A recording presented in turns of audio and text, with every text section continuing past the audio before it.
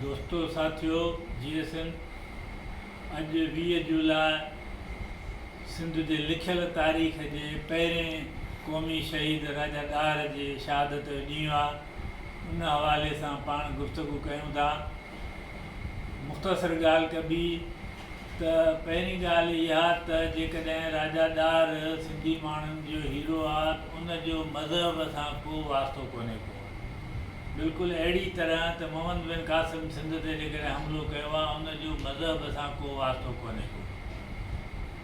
इहो बादशाहतूं हुयूं, जीअं अॻ में रोमन बादशाहत हुई, हुन दुनिया ते कब्ज़ा कया पे, पोइ अरब बादशाहत ठही, पोइ मंगोल बादशाहतूं थियूं, पोइ वरी अॻिते हली अंग्रेज़ ऐं फ्रेंच बादशाहतूं, ईअं उन जी हिकिड़ी वाला रही या हिकिड़ो इंपीरियलिज़म चइजे, उहो हुयो। ऐं इनखे मज़हबी रंग रुगो हिते जेके ॿियनि हंधनि तां आयल माण्हू सिंध ते कब्ज़ो करणु चाहिनि था, उहे हिते पंहिंजे कब्ज़े खे जाइज़ करार ॾियण जे लाइ इनखे इस्लाम जो रंग था ॾियनि। भला जेकॾहिं ईअं हुजो फ़र्ज़ु कजे उहो इस्लाम जे लाइ एॾो कारनामो मोहम्मद बिन क़ासिम ॾिनो, त पोइ उते जॾहिं हुकूमत तब्दील थी, नओं ख़लीफ़ो आयो सुलेमान, त उनखे माराए छॾियो, क़तलु कराए छॾियो। त पोइ हिते जा इहे मौलवी जेके आहिनि उन्हनि उनजे ख़िलाफ़ु का अॼु ॾींहं ताईं को आवाज़ु उथारियो आहे। उनखे चयो अथऊं त उहो काफ़र हुयो, इस्लाम दुश्मन हुयो जो हेॾे मोहम्मद बिन क़ासिम जहिड़े हीरे खे मारायईं। या हिते इहो इस्लाम जे लाइ जेकॾहिं आयो हुयो, जंहिंखे असां अरब इंपीरियलिज़म चऊं था, उहो जे इस्लाम जी हुकूमत हुई हिन जे में, त पोइ उन्हनि जो आख़िरी ॾींहों मंसूरे में महमूद गज़नवी अची उझायो, उन्हनि जो ॾीओ आख़िरी ॾीओ उझायईं। त पोइ हितां वारा इहे मौलवी वरी उनखे हीरो छो था चवनि, उहो बि वरी इस्लाम जो हीरो। त इहा ॻाल्हि चिटी थी थिए त हर ॿाहिरें ईंदड़ खे हू हीरो इन करे चवनि था त हू पाण हिते ॿाहिरां अची सिंध ते पंहिंजे कब्ज़े खे जाइज़ करार ॾियण जी कोशिशि कनि था। ऐं सिंधी ॾार खे पंहिंजो जेको चवनि था उहो हक़ीक़ी माना में दुनिया जंहिंखे क़ौम मञे थी उन बुनियाद ते पंहिंजो हीरो चवनि था। भली जदीद क़ौमी रियासत क़ौम ऐं क़ौमी रियासत नेशनल स्टेट जो फ़िक्र जेको आहे उहो 17वीं 18वीं सदीअ में यूरोप में आयो, पर सिंधी अमली तौर ते ओड़ी रियासत जी हिकिड़ी शकिल कयो वेठा हुया जेका सेक्युलर हुजे, जेका धरतीअ जे बुनियाद ते हुजे, जेका ॿोली ऐं कल्चर जे बुनियाद ते हुजे। इन ते सिंधी सदियुनि खां हिकिड़ी क़ौम कयो वेठा हुया। उन क़ौम जो उन महिल लीडर या हुकुमरान राजा ॾार हो, जेको हुनजो उहो हीरो थियो आहे। त हाणे ॻाल्हि इहा थी अचे त हीअ जेके एतिराज़ कनि था उन्हनि जी मुख़्तसर ॻाल्हि कंदासीं। त जेकॾहिं चयो वञे थो त औरत हिकिड़ी उन हितां दाह कई त मुंहिंजी मदद कयो ऐं उनजी दाह ॿुधी हिजाज बिन यूसुफ मोहम्मद बिन क़ासिम खे मोकिलियो।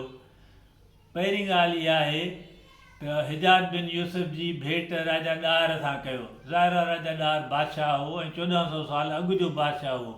अॼोके दौर जा बादशाह सऊदी अरब वारा छा था कनि, कीअं माण्हुनि खे क़तल था कराइनि पिया। हो त 1400 साल अॻु में बादशाह हुयो, उन वक़्त में थींदियूं हूंदियूं। पर मुसलमाननि जी लिखियल तारीख़ुनि में तव्हां ॾिसो त हिजाज बिन यूसुफ तारीख़ जे वहशी तरीन हुकुमराननि में शुमारु थिए थो मुसलमाननि जे तारीख़ मूजिबि।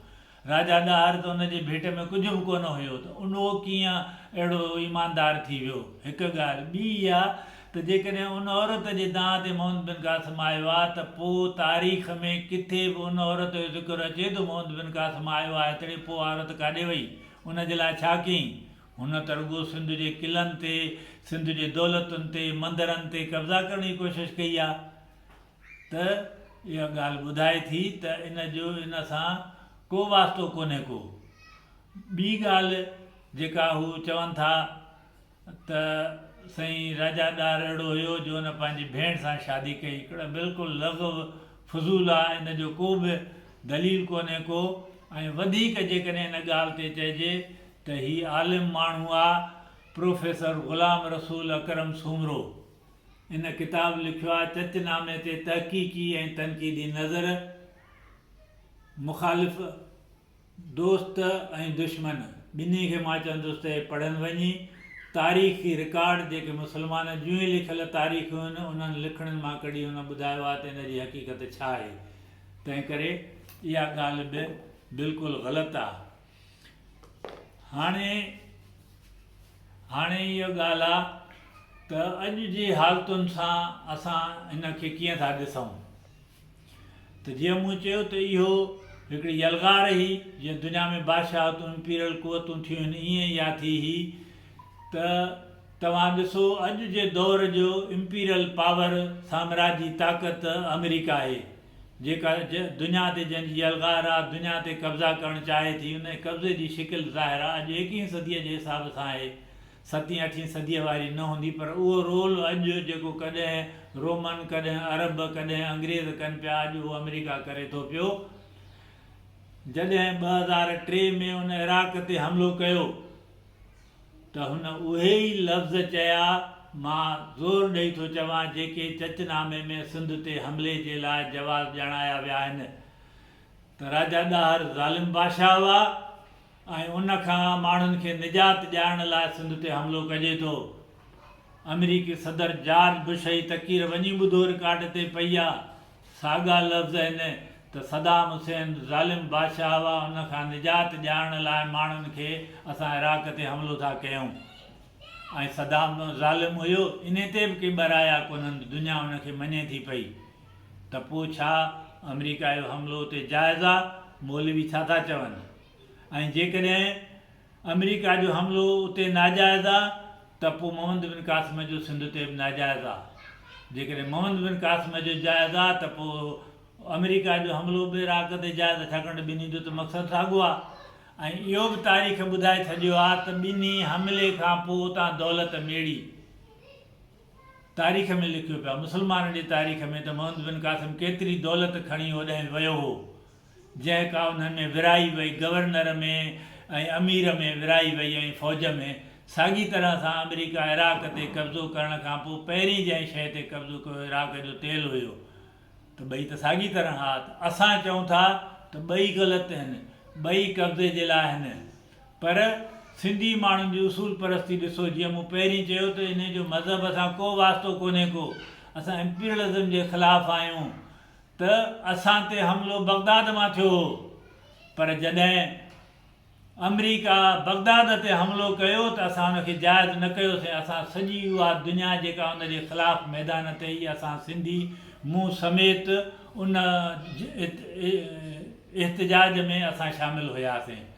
या जॾहिं जमाल अब्दुल नासिर अरबीअ में तक़रीरूं करे ऐं दुनिया जे साम्राज्य खे ललकारे पियो त असां हुन सां गॾु हुआसीं उहो असांजो हीरो हो।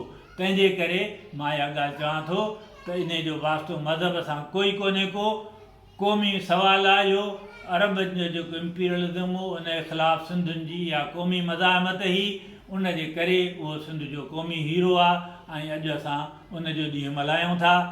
असां हूअं हर साल किथे न किथे उन यादि में जलसो कंदा आहियूं जीअं समाज जे तरफ़ां पर हिननि हालतुनि में उनखे असां सोशल मीडिया ज़रिए जेतिरो थी सघे थो ख़राज पेश कयूं था।